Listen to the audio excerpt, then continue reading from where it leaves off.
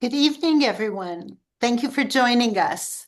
My name is Gannit Ankori, and I am the Henry and Lois Foster Director and Chief Curator of the Rose Art Museum. I'm delighted to welcome you to tonight's conversation with the versatile, fascinating multimedia artist, my friend Jean Shin.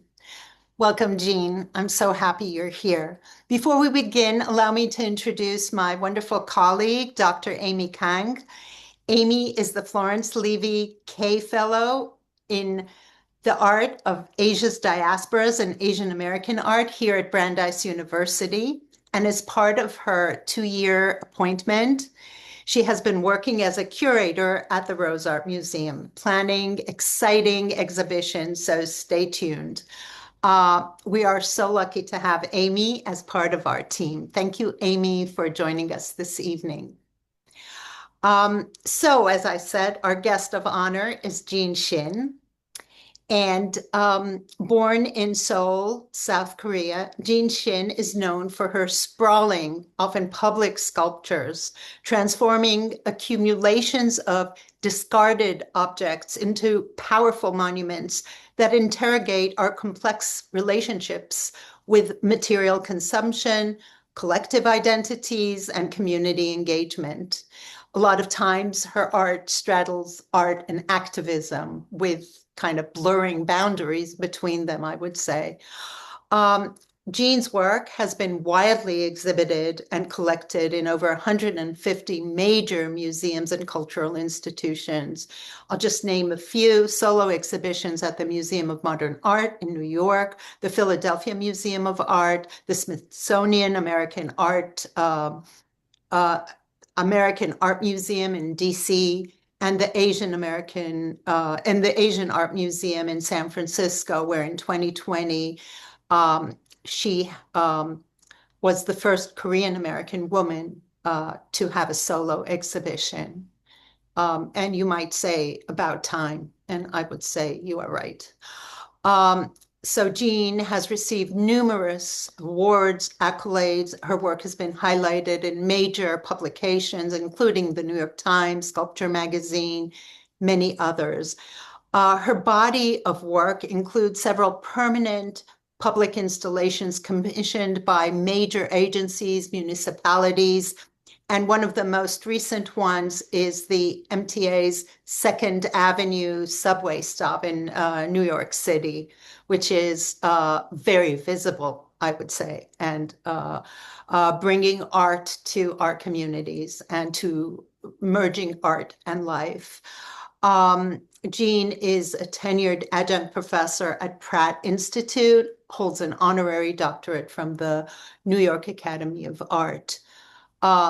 So we're thrilled to have you here tonight, Jean. Thank you for coming. And we're delighted that the Rose's permanent collection includes your 1999 installation titled Alterations, which you can see here.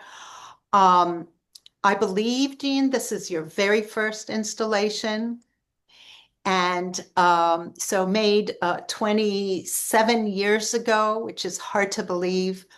It is on view, has been on view since August 2025 at the Rose Art Museum as part of an exhibition that I had the pleasure and the privilege of curating, and which I titled Fabricated Imaginaries, Crafting Art. It's going to be on view until May 31st, 2026. I highly recommend that you come and experience this work in person. The show, and I won't talk a lot about the show, but Jean's piece, as you can see, is like the centerpiece of the Lower Rose Gallery, the original Rose Art Museum building. And you see it here with Yoko Ono's video cut piece, also dealing with fabric and with cutting fabric. We'll discuss that at greater length. It's also seen in conjunction with Yuen Wu's recitations, a work in which the Taiwanese American artist takes Taiwanese tea leaves and recrafts them as these beaded necklaces, making some of them gold.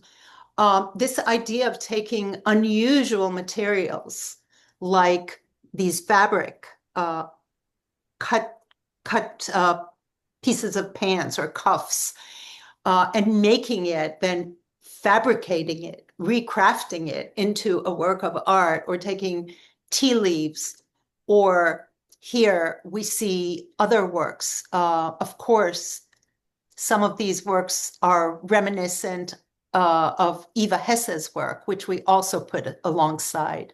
This is Chihiro Shiota's work.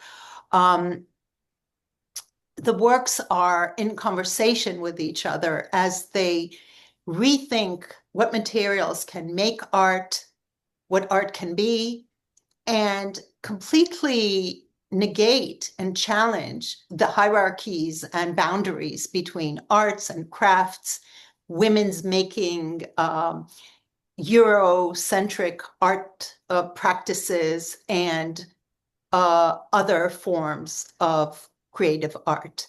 So I want to talk about alterations, Jean. I have so much to say about it, but I know everyone is here waiting for you to talk about it.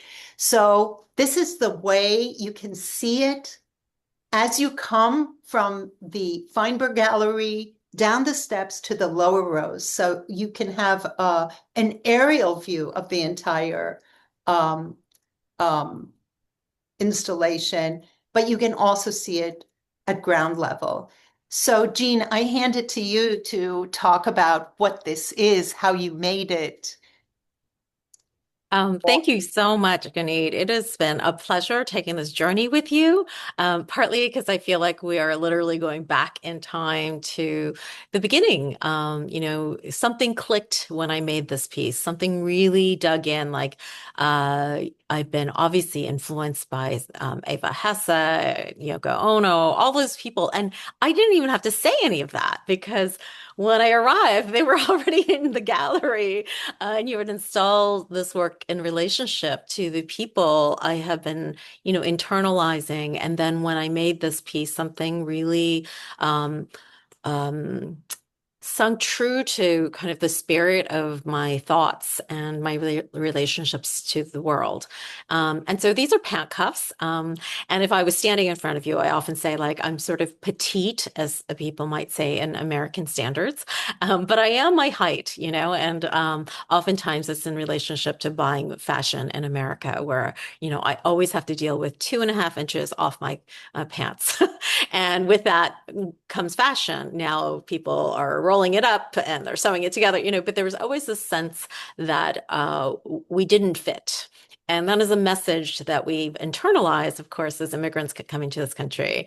And I think that this piece allowed me to just cut those pant cuffs and then allow them not to disappear, but to be more visible and to take up space and realize that I am more in common with people who have to adjust our ways of being to fit in. And that the sprawling topography is like a city. It's like the crowds of people who are here and not here really made this piece. And it also did an interesting thing for me as an artist who worked primarily in the studio. I had to procure these materials by going to the corner stores in Brooklyn, New York, and really running into the alteration shops, which were Korean aunts and uncles. They always are like, "Oh, are you related to Mr. Kim who lives around the corner?" It's like, okay, yes. Somehow I'm going to cash that in literally and say, yes, in fact, I can actually speak to them in Korean, and they're always just so welcoming. And then when I tell them what I'm doing, they're like, "Oh, yeah, we have all those scraps." And then it became a relationship I built with the Korean community to procure all these pant cuffs from the alteration shops. So So I that, want yeah. go go on. Oh, it just extended this kind of building how my process works with other people and in a community. And in some way, it's like this crowdsourcing, but through a very specific source, you know. And then I've waxed them so that they are stiff, and creating the cylinder shape. And the wax also is like preserving it, you know, like almost Egyptian style, you know, entombed. And then it feels like it's volumetric, but also incredibly empty. And when you showed it and gave me the ability to look down on it, then you see the organic quality of this kind of growth, the multiplicity of this material, and almost like a hive. It's an installation view I haven't seen until this installation. So so grateful to you to be able to present it in the middle of the gallery in this way.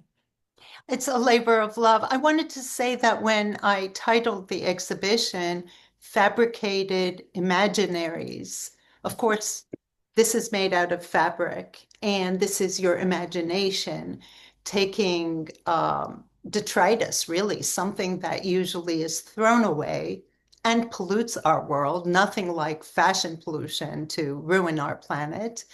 But you made it, you fabricated into something amazing. But it's not just your personal artistic imagination, it's also the social imaginary.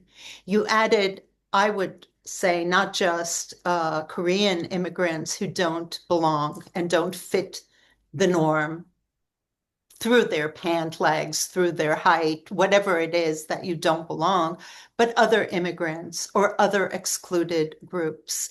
So from the personal, it kind of broadened to think about other groups who are excluded. And then, of course, thinking about labor and about the fact that a lot of the alteration shops, the sweatshops, historically, the dry cleaners are also Asian immigrants. And I was wondering if Amy, you wanted to ask, because Amy's working on an exhibition that relates to labor in relationship to our Asian and Asian diaspora collection. Yeah, thank you so much, Jean, for talking about this installation. I mean, as Gannit said, it's this really fantastic centerpiece, and taking students through this show. I mean, it's really a wonderful work for us to spend time looking at and talking about and having them try to figure out what's going on. And yeah, I mean, as Gannit was mentioning, and as you touched on getting for you, hearing about you working with this kind of clothing industry, the seamstresses and the tailors. I'd love to hear a little bit more about kind of this idea of labor and these like immigrant and marginalized communities, and how that is this kind of thread in this work and in your practice. And also, I think from what I understand, maybe how working in an immigrant shop growing up too, perhaps, is something that maybe informs your thinking in this work also. I think that would be really interesting to hear. Totally. Thank you for those questions. I am now engaging in a project called Unfinished Business, and it thankfully got funded by Creative Capital, to be able to kind of return to a site of origin, my parents' grocery store in Washington, D.C. So I was literally the child labor, this child, you know, the children you see behind the shopkeepers, stocking, you know, the inventory and doing the grocery bagging, you know, and also trying to get my homework done somewhere behind the counter, you know.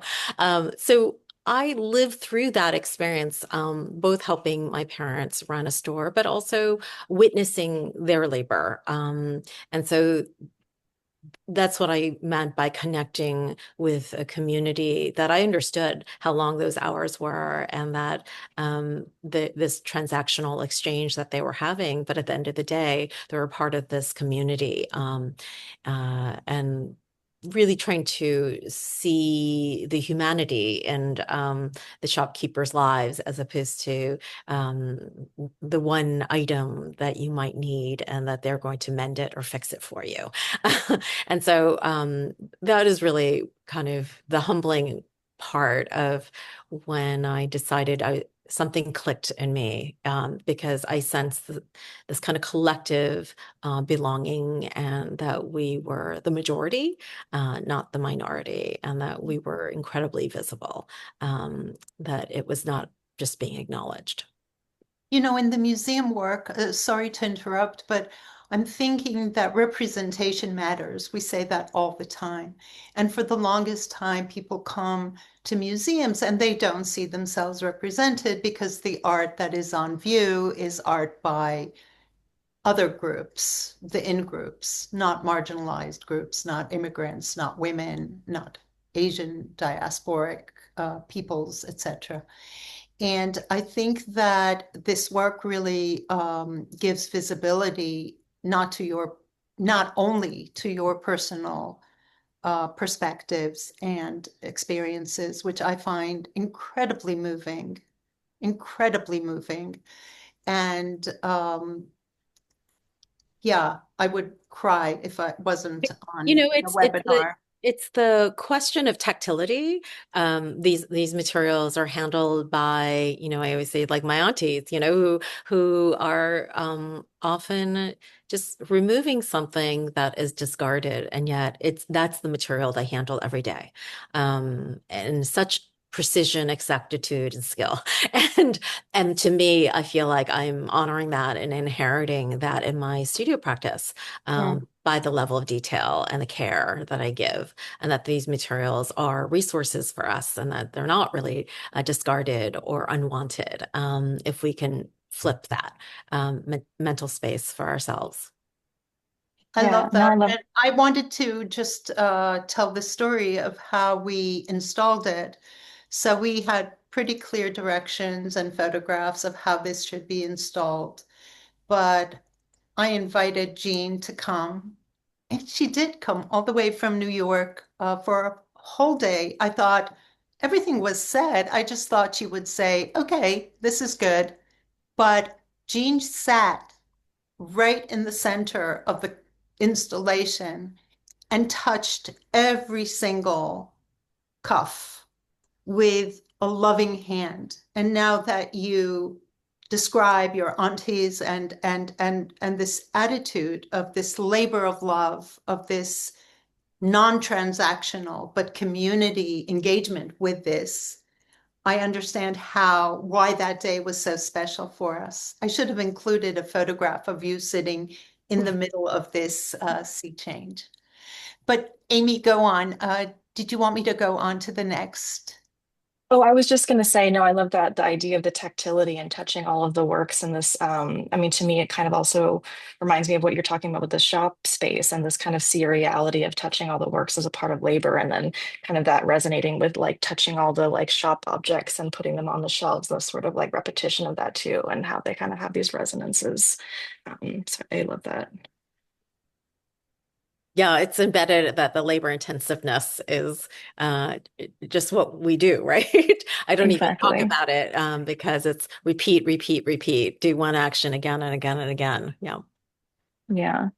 And then I guess, yeah, building on this idea of the labor and the collectivity, and as Gannit was mentioning too, this kind of idea of representation in the museum and not seeing yourself. I mean, you also made this really incredible installation that's like this kind of collective quilt in some ways, that's where you're deconstructing and reconstructing these garments, that's making visible the overlooked labor, but this time of museum workers.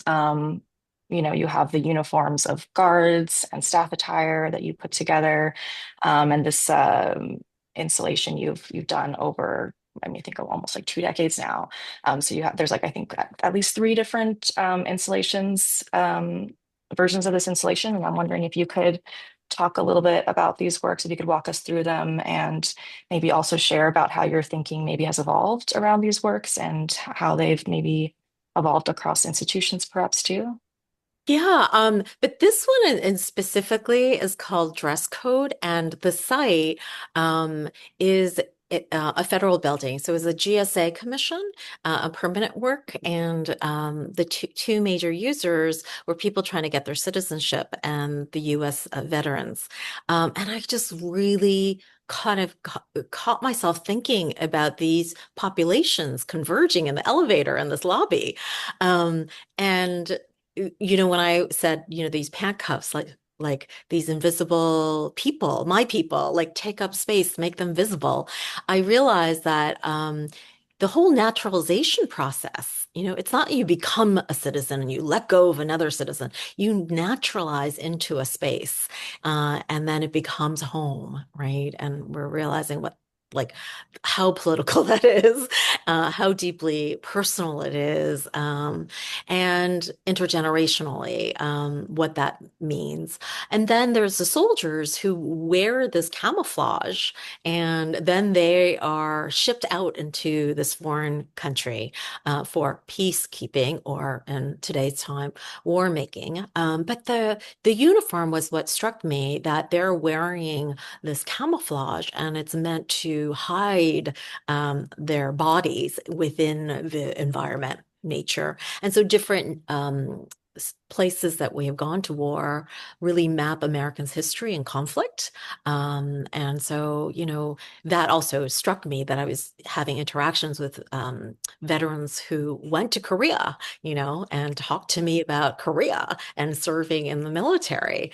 And, it was so conflicted for me to see and hear their stories. And yet they're talking about their, brothers in arms. And I'm talking about the people who don't even get counted in casualties, because of the Korean War. And yes, they served. So the trauma of the body, right? And so these bodies are deconstructed, and put together in a harmonious way, but it is a mosaic, like a sediment. Like this is the landscape evidence of both the beauty of the body moving through space and converging, and the history of that. So over time, if you go to the next slides, you can see I'm literally inviting the group of immigrants who are swearing their allegiance to this country and witnessing that, and something that I did with my own family.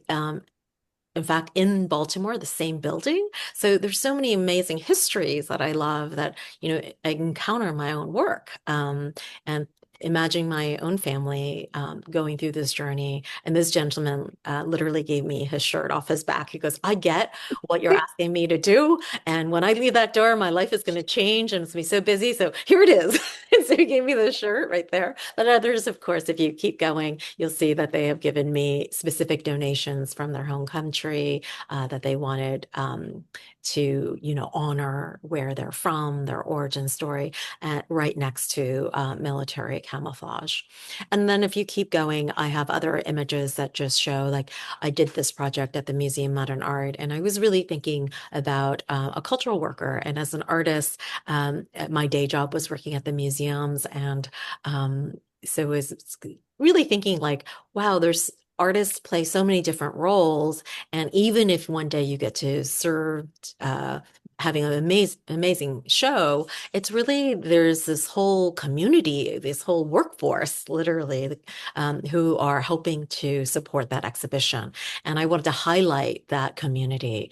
So here, the first show I did, Ava Raspini was the curator, and it was both our first shows, and she had to go procure all these shirts and pants and clothing from her colleagues. And so I love that I got to then pass on the labor to an ambassador, who would then have to go seek out, really negotiating with her colleagues. And so there's always this behind the scene community making and imagining a space together. Mm, that's beautiful. I also note that it's about fragmentation, but at the same time, harmony. And these two conflicting forces that are embedded in your art are really something that we go through in life all the time.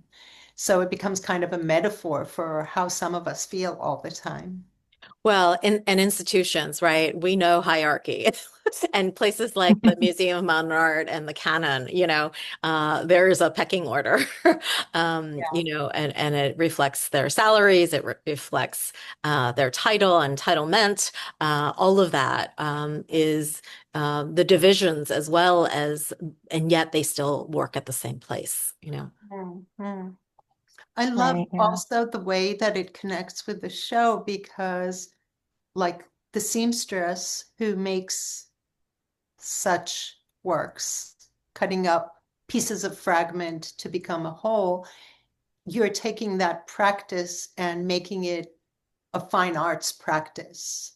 So again, blurring the division and the hierarchies between craft and a utilitarian woman's work, or it could be a tailor, and art making. Well, it's interesting you say that because I literally cut the seams areas. So it's a regenerative pattern. So it really is the pattern of fashion. And the soft sculptures Mm. are the seams. And I thought of that like soft power, that it also exists. And then there's the hierarchy of the wall space and the fragmentation. But in the beginning, I starched them because I was thinking about laundry. And I was literally feeling like you were hanging the dirty laundry, right? Like on the walls of this sacred museum. So there was a lot of play for me, and the materiality to me was like doing one's laundry and letting it dry. So you're absolutely right that I was mixing and playing with like how one would install art. Agree, I love that. And this kind of like, I think the quilt kind of resonance and like quilts kind of being this sort of, I don't know, to me, like I think of care. So I love that too, the kind of collectivity and care aspect. I think Maddie, is there one more image too? There's the most recent, oh yeah, this is the most recent version. I was so lucky to be in Fort Worth when you were installing this. So it's lovely to see this version too. Is there something different or anything that you thought about with this most recent version? It was a continuation. So the Eamon Carter staff donated their clothes to contribute to this piece as well. And I guess, it's been 20 somewhat years since that first museum show I had. And so I was thinking about like what's happened to the institutions over those years? Has it been an easier place to work? And today, I really wanted to shift the gaze when someone goes to the museum and they think, oh, it's a sacred space. It's my sanctuary. All I have to do is look at artists' work. And it's like, actually, it's a workplace. People work here, you know? And so I was trying to still make visible that community that is behind this experience and goes completely unacknowledged to most visitors, right? Who think, oh, I'm going to go rush to go see, some famous work. And that's all they're thinking about. And walking right past the guard or visiting service person who's there, at their workplace. So those are conversations that I was thinking about today as we gut institutions and think, well, the architecture's there. This must be functional. It's like, it's all about the people. Architecture can't do the work. Okay. Gannit, I'm wondering if you'd like to take us to the next works. Yeah, sure. I want to move from, we just touched upon the fact that a lot of these, like the dismantled or fragmented piece of clothing, or the discarded cuff, that's how we create pollution. And that's what consumer society does so often. And we wanted to talk about a few new works that talk about the obsolescence, not so much of fabric, but of technology. And I chose three examples. Soundwave is just a stunning work because, of course, we know that from our physics classes that sound is a form of waves. So sound wave, but making it like almost a pun. But we all know that vinyl records although they are having a comeback, I want to tell you, I know from my kids, but the 78 ones that you used here are completely, they were obsolete even when I was a child. You're not throwing them away. You're not letting it go into a landfill. You're you're mending these and you're being kind to these discarded objects and the people who are behind this soundscape. Can you describe what you're doing here? I mean, it's just stunningly beautiful as well. Oh, thank you so much. It's interesting to think about how fast fashion, right, is the environmental problem that we are recognizing. But technology has always had this issue where it moves so quickly into the next generation of different media, and it's almost invisible. And so again, this idea of a sound wave that we know exists, but it's not visible to us. I wanted to make that physical form be this awesome tsunami. And it's literally inspired by this beautiful woodcut, you know. And so I'm also thinking in terms of I didn't save these. You know, just like those clothing projects were portraits of a community, of a workplace. This is actually a portrait of my husband's grandfather. And when he passed, they found all these 78 records. Um, Apparently he didn't collect the right music taste to have value, so no one wanted it. And I was like, oh my gosh, it's like literally his ear. Like he listened to every single one of these records. It's like his DNA. It's it's what moved him. He collected and saved this all his life. So to me, it was a portrait of him. And since his passing, I felt like I would give it some life, you know. And just like a wave, it is awesome when it's alive, and then suddenly you realize, you know, it's going to go back to that calmness again. Mm. That it is a cycle of life and death, and that waves are similar to that. And like music, you know, there are certain records that just hit certain, you know, transcend, you know, and go viral and all this stuff, you know, and then and then others never even go anywhere. So it was a chance to make something that's spinning, have more movement, and really help to visualize this music production. And then if we go to other works, Yeah. technology has really taken hold of all the material that is quickly, you know, moving and shifting. So we will, but I just want to say that thinking about the people behind the materials that have been thrown away, discarded, like the cuffs, like the uniforms that are no longer there because they were taken apart, like your husband's great grandfather. It's pretty stunning. And the idea of hokusai, thinking of through art about things that are usually not thought of as art. I love Meta Cloud because the name is so high tech, but the slides are not. Um, I still remember slide projectors and having a slide collection. But of course, this technology of keeping a record of the canon through slides no longer exists. Now we have everything digital. Do you want to say where this came from and its connection with the Metropolitan?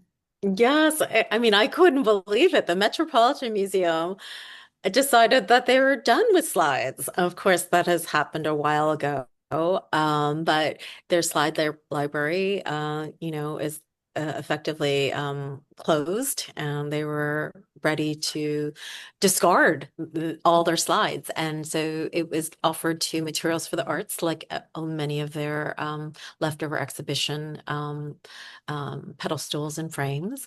And Materials for the Arts recognized that this was such a special moment that a major museum would let go of their institutional memory.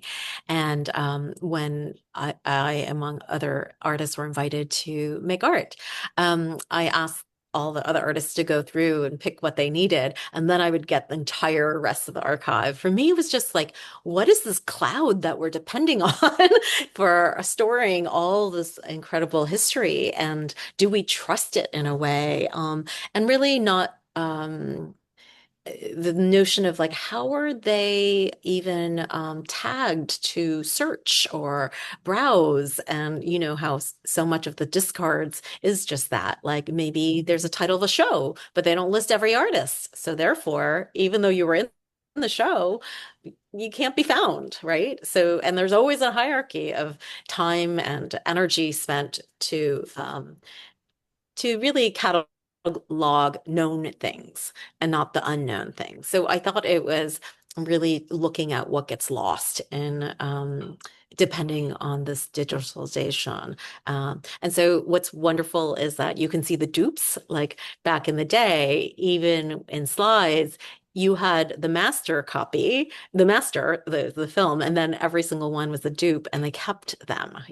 So I just love that in an old time analog style, the physicality was so important. The browsing and looking, and also knowing that it degrades. I don't think we think about the digital degrade as often.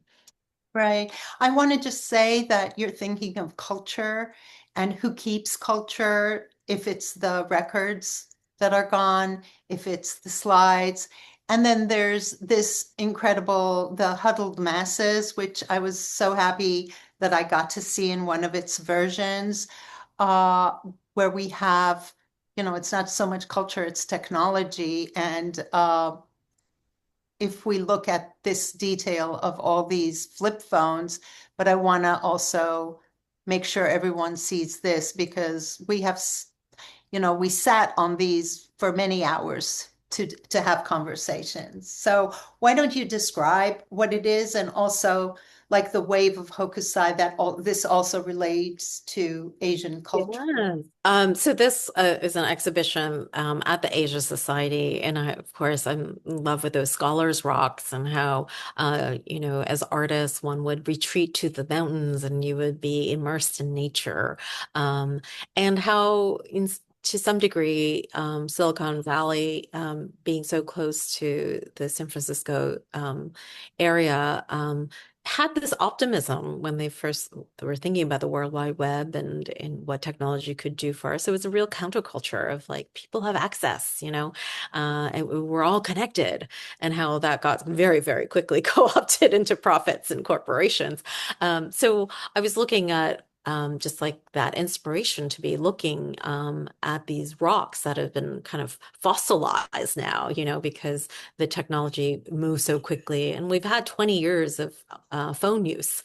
It was literally a lifetime. I remember what it felt like before and what it feels like now, and how the smartphones have, really taken our attention economy and distracted us from actually connecting with humans.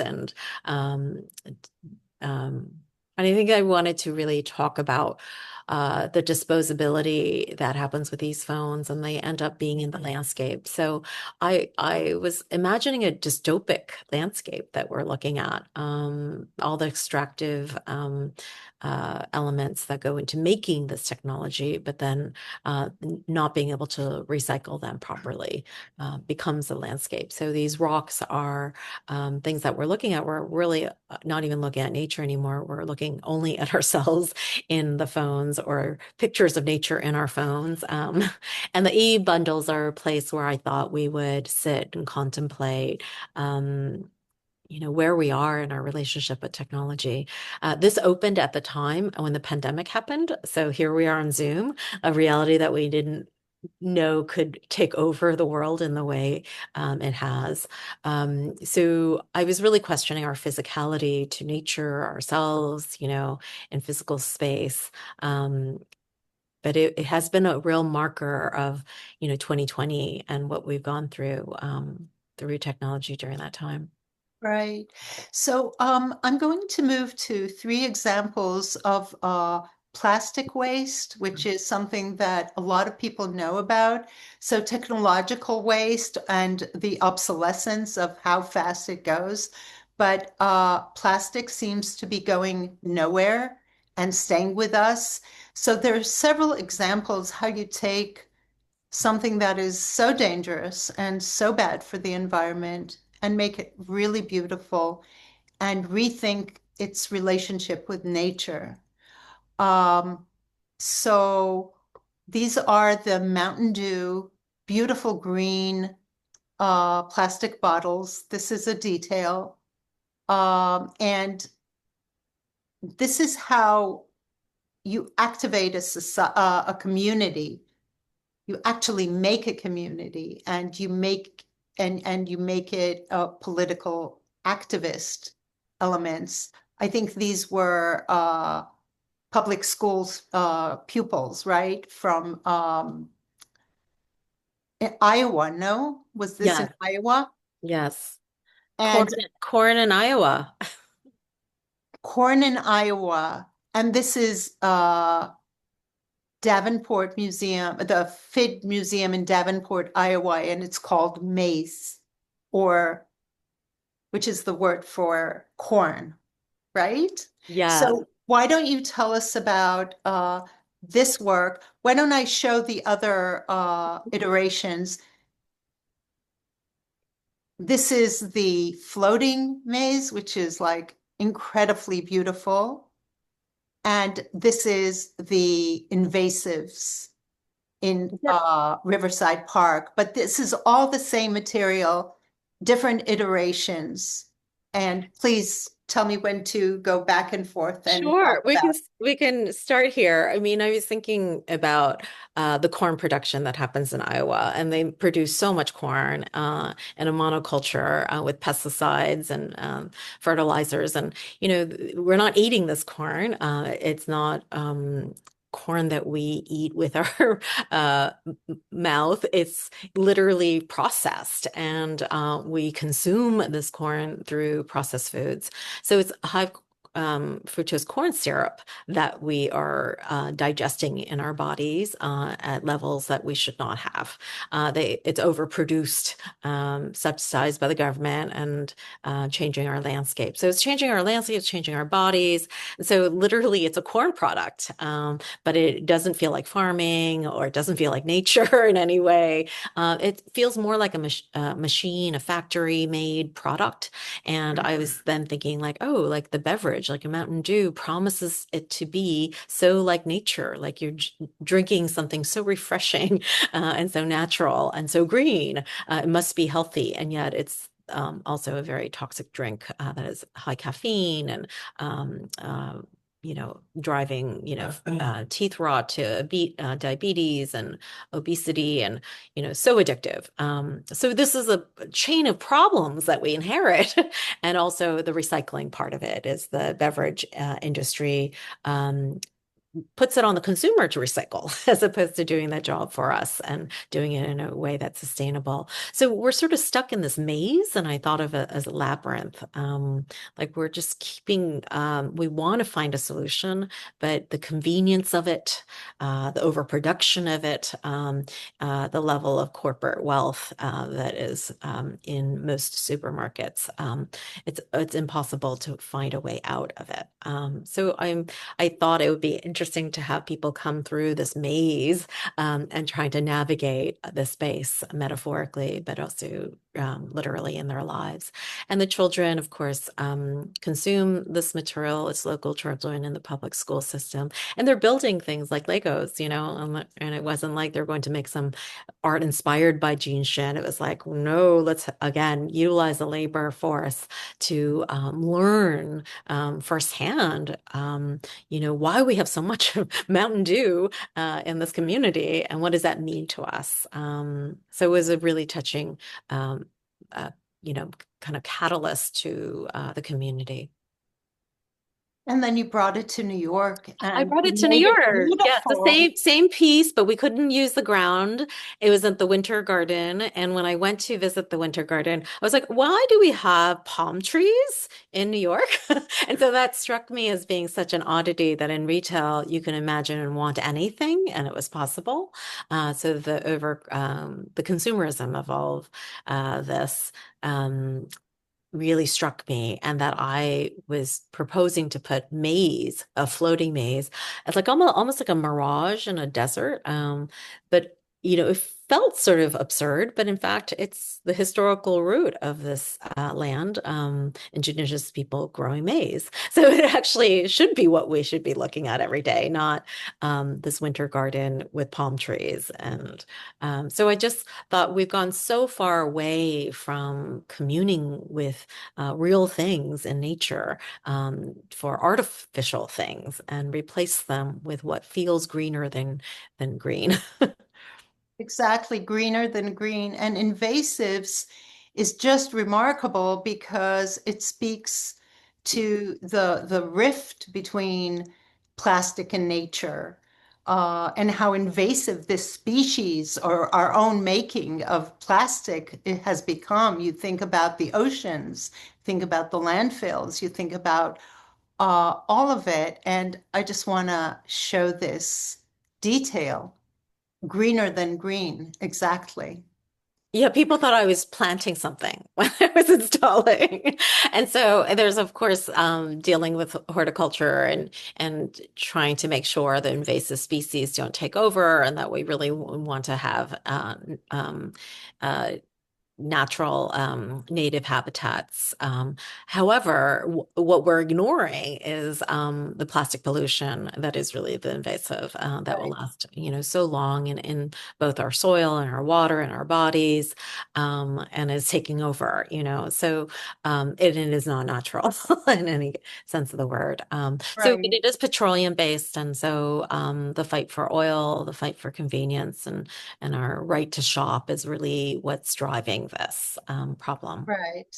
So we have three more works that I wanted Amy specifically to discuss. And we talked about water pollution. Freshwater is one of my most favorite projects that I had a chance of seeing many iterations of it. So I hand it off to Amy.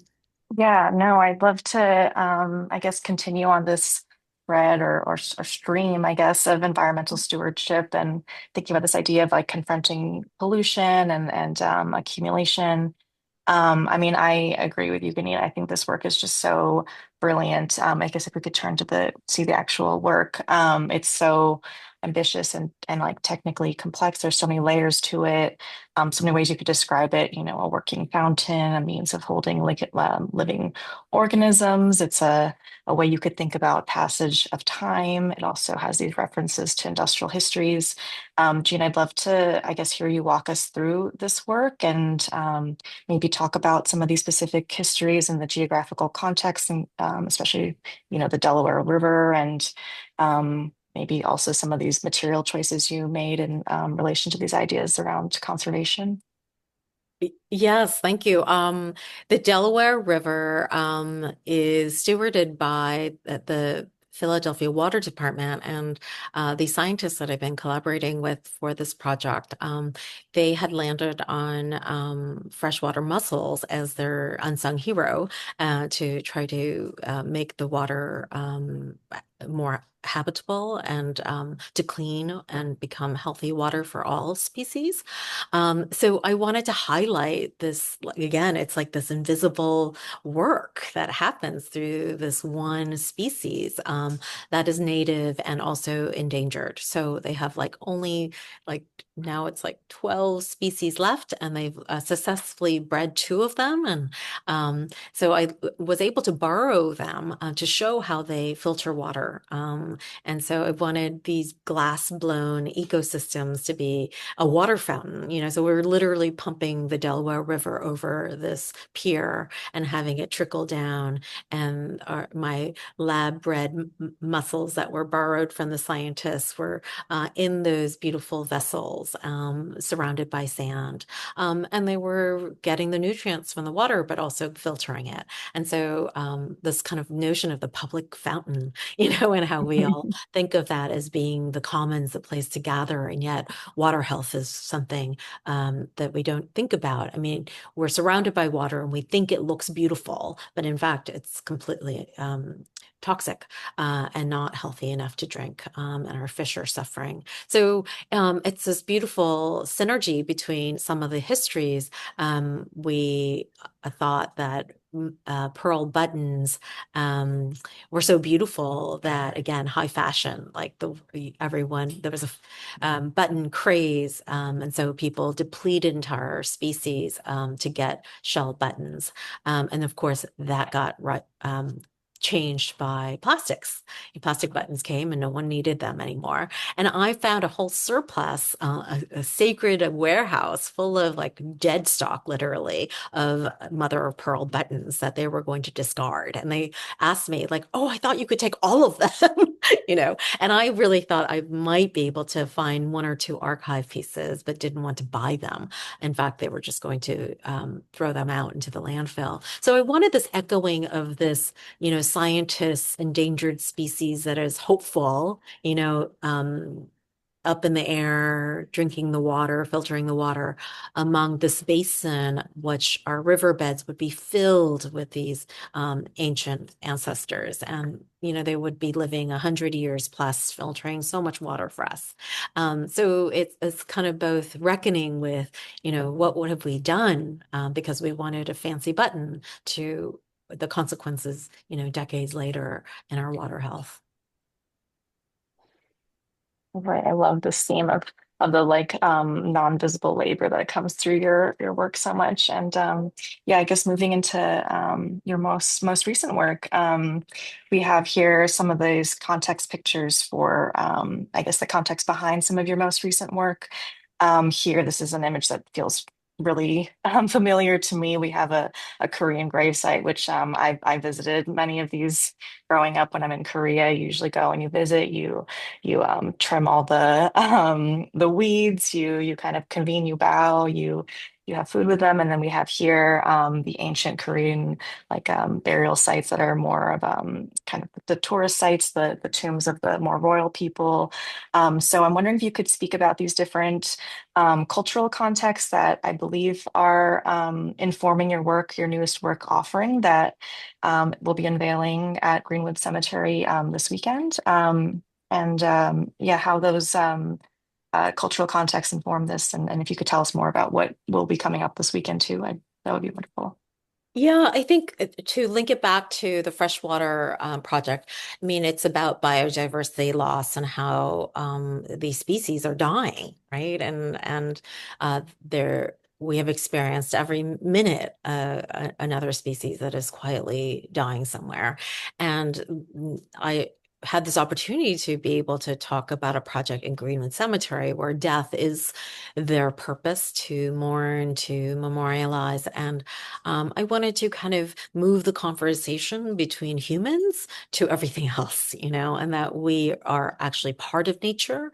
And I've talked a lot about how nature has been suffering under human, consumption, and its consequences are really devastating. So I wanted different traditions than Greenwood. Greenwood is a rural American cemetery. So their cemeteries are flat with a tombstone. And I really thought of like how in the kind of experiences that I have being Korean, we have these mounds, and you gather at the mounds and you go worship your ancestors there and you greet them. And so I wanted a very different conversation to exist at this project. So I'm burying two elder trees that lived and died in Greenwood. They're pin and red oak trees, and it's almost like two bodies that I've reconstructed after they trimmed and displaced them. I said, oh, they died, they lived and died, and now they're just put away, displaced. And so I said, we need to honor them. We need to bury them. We need to have a funeral, we need to bury them in the way I would love to see these ancestral trees buried. So unlike these trees that would be, 100 years plus, you would want to visit them even in death. But I was also thinking about what does death offer, and it's like not the ending; it is a continuum, right, for other generations to come back to that site and have a remembrance. And so we're building this into a permaculture bed where native wildflower meadows will be growing on them. So you can visit and you can literally see the tree give life to new forms, new blossoms, and offering hope and resilience that even in death, that is not the ending, that there is hope to be able to, see blossoms and see new life. The other displaced items, so this is all materials from the cemetery, is dirt. The displaced dirt will be used in the mounds, and then they also run into these incredible rocks that happens to be glacial rocks. And so we're making bird baths and areas where people can sit. So it's a space of gathering and communing with nature, and really looking at it as a model for both regenerative practices and thinking of new life forms that exist in the cemetery. I love that. And thinking about maybe these trees also worked very hard in their lifetime too. And so wanting to They honor did. that also. And really quickly, also, if you could talk, just give us a little bit about this work Celadon, which also we could see this weekend at Greenwood in these last few minutes. Yes, interestingly, they are inaugurating a greenhouse across the street. They replenished a historic landmark. And so I immediately thought of this work to bring indoors. They're Korean vases that are Korean Celadon traditions, and kind of a his and hers, like talking about elders. These are the cultural heritage that one would know so well if you're Korean because they're in every museum, prized in every way, and they're hard to make. And there are artisans today who are still continuing this tradition. So 40 to 60% of their production is typically not perfect. And so the potters destroy them because they don't want anything not perfect to leave their studio. So there are mounds of this detritus in some of these big ateliers. And I basically rescued them and thought they were as beautiful as the vases that might be sold or held, hold water or serve tea. And we imported them for a big project with MTA, and it was a project in Flushing, Queens. So it was this gift to this community that is very much a Korean diaspora community. And I thought, wouldn't they love a Korean Celadon? And even though they're broken, and I got them, free of charge because it, any ceramic waste is, expensive to get rid of. And so they were happy for it to be shipped over to New York. And for me, it was really seeing that I um, felt like a broken shard, meaning I'd left Korea at some point in my childhood and still feel connected to it, even though, I'm no longer there. And so each of this broken shard really was for me a metaphor of how we belong together and how we can celebrate the imperfections as being still part of the cultural richness, and that we don't have to just pick, the model minority idea that pick the best and hold on to that as being the only thing. It actually is celebrating the rich diversity. Even if we can't perform to it, or things don't actually function in ways, it is recontextualized to still have really rich messages and stories. That's I love that on the wonderful. idea, the Our, collectivity. our Yes, go ahead, time, Gannit, take us. I'm sorry, it's just that our time Please. is up, and I wanted to make sure that we have time to announce that the ritual that Jean Shin will lead around offering at the Greenwood Cemetery in Brooklyn, New York, will take place this Saturday, April 18th, from 3 to 5 p.m. Fabricated Imaginaries, Crafting Art, with the centerpiece by Jean Shin, Alterations, will be on view at the Rose Art Museum until May 31st, 2026. And I want to end by, first of all, thanking everyone who joined us, thanking Amy very much, and most importantly, thanking Jean Shin for really giving of your time and the information. And I want to end with a quote by you, Jean, talking about these Celadon fragments, thinking about them as a metaphor of the Korean diaspora. And I quote, vibrant artifacts of the Korean people, their history and culture that are scattered all over the world to form new identities elsewhere. So the idea of all your work, looking at the mending fragments, looking at the discarded, and seeing the new potential for growth. Thanks also to Maddie and Menen for all the technological help. Thank you, Jean, Amy, our lovely audiences. Thank you so very much for joining us this evening. It's been a great pleasure. Thank you both for all the time and consideration. It's been a delight. The hour went by very fast. To be continued with each of you individually. Yes, thank you so much, Jane, for joining, and thank you, Gannit, for guiding us.